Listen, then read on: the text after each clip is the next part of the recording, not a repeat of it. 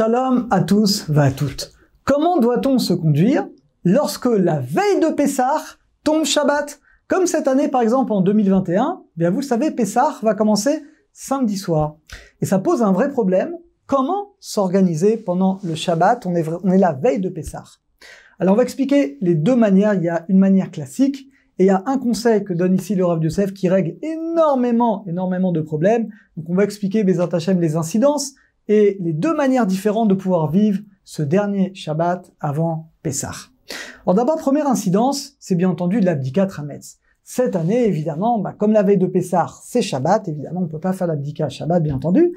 Donc l'abdikat Hametz sera avancé à jeudi soir.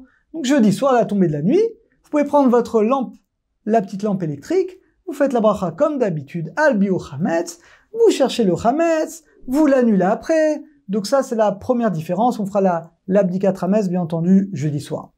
Deuxième différence, Tanit Bechorot. Pour les premiers-nés qui doivent jeûner, logiquement, on jeûne la veille de Pessah. Mais là, la veille, c'est Shabbat. C'est pas possible. Il y a deux avis dans Shulchan Aruch. Il y en a qui disent que le jeûne est avancé à jeudi, pareil. Mais il y en a qui disent non, il n'y a pas du tout de jeûne. Alors dans Shulchan Aruch, étonnamment, il dit qu'on tranche comme le deuxième avis. Donc cette année, il n'y a pas du tout besoin de jeûner.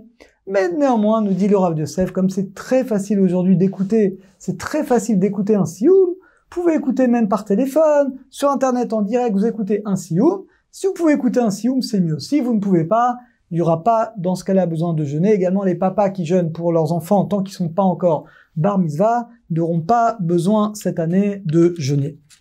Alors, au niveau du bio Hametz, quand on va détruire le Hametz, on va brûler celui qui peut le brûler, on va le détruire. Alors là, c'est quand même bien de le faire habituellement vendredi. Bien que vous allez dire, mais vendredi, on peut manger du Hametz, même Shabbat, on peut manger encore du Hametz jusqu'à Shabbat matin.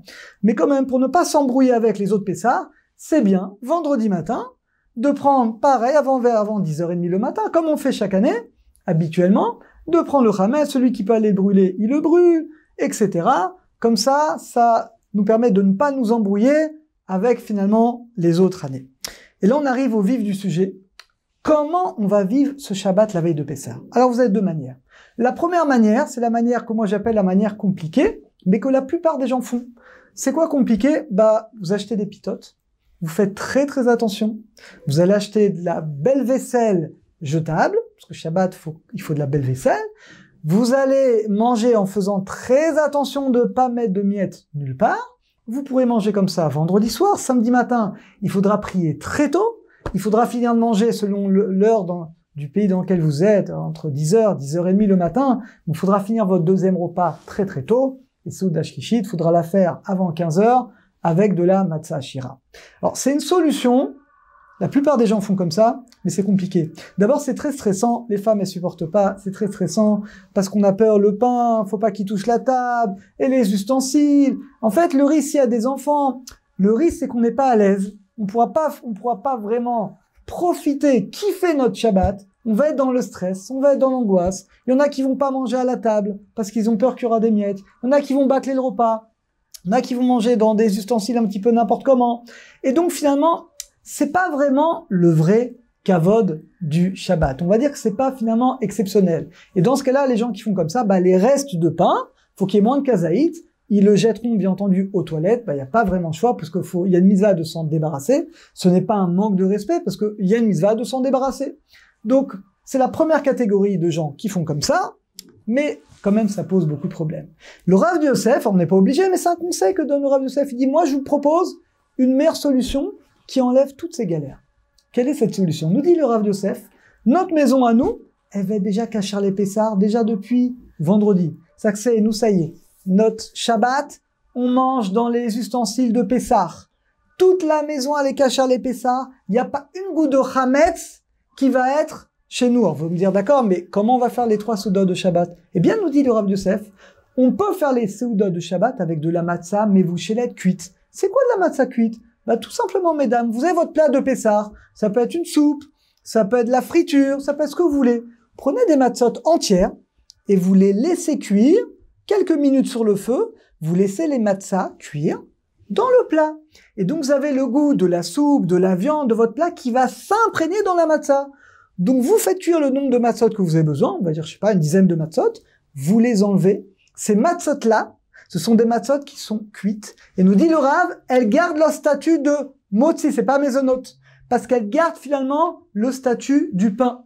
Et nous dit le Rav Yosef, eh bien regardez, on peut dans ce cas-là, alors il n'y a aucun problème de manger cette matzah la veille de Pessah, parce que c'est pas de la matzah shmura, c'est de la matzah normale. D'ailleurs, la matzah shmura, attention, cette année, elle sera mouxée. Donc Shabbat, on ne pourra pas déplacer la matzah shmura, on la cachera, on la laissera pour le seder. Je reviens à mes matzot. Donc vous avez trempé vos matzot, vous les avez laissés cuire dans le plat, vous sortez vos matzot que vous essayez de conserver entières, eh bien, vous pouvez faire vos 3 repas de Shabbat avec ces matzot-là. Et donc, dans ce cas, vous mangez normalement kazaït, si possible un kabetza. Comme ça, on fait netilat yadayim normalement avec bracha. On fait le birkat hamazon.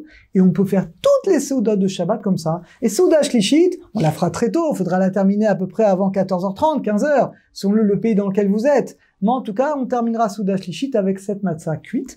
Et on pourra manger le soir du seder notre matzah shumura.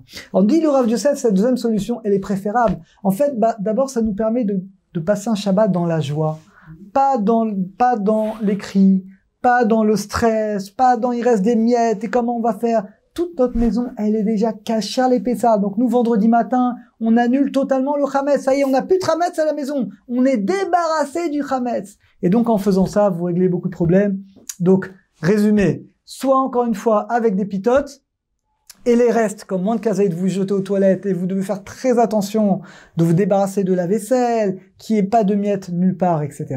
Soit, comme nous dit le Rav Yosef, votre maison, elle est entièrement cachée à l'épaisseur déjà depuis avant Shabbat. Vous prenez vos matzot entières que vous cuisez quelques minutes dans le plat, dans la soupe, dans le plat de viande, dans tout ce que vous voulez. Ces matzot-là, vous les enlevez, vous les conservez entières. Elles gardent un statut de pain au niveau de la bracha. Donc on fera netilat, on fera motzi. Il faut manger que kabetza, que 50 grammes. J'ai pas besoin de manger 216 grammes. Et je peux faire mes 3 seudot de Shabbat et ça évite tous les problèmes. Et on peut chanter Shabbat, on peut être heureux, on n'a pas à avoir peur. On peut vraiment profiter de Shabbat dans la joie et on peut arriver à Pessah comme ça dans la joie. Alors, Chag Sameach à tout le monde. Et le plus important que chacun étudie bien, c'est la halachot. Il y a beaucoup de détails que je vous invite à étudier et qu'on arrive ce Shabbat, qu'on vive ce Shabbat avec vraiment la joie, la grande joie Shabbat et une joie encore plus grande des attachés pour le soir du Seder et pour la libération spirituelle et matérielle et une bonne santé de tout le klal Israël. Chag Sameach à tous. Une question de halakha, besoin d'un conseil personnel? Avec le service Question au Rav, les rabbanim de Torah Box sont à votre disposition 24 heures sur 24, 6 jours sur 7, pour vous répondre et vous aider sur tous les sujets. Shabbat, couple, cacheroute, conversion, loi de deuil. Question au Rav, c'est 13 000 questions reçues chaque année et répondues par écrit sur le site Torah Box et par téléphone, un appel reçu toutes les 4 minutes. Question au Rav, un service exceptionnel, gratuit pour vous.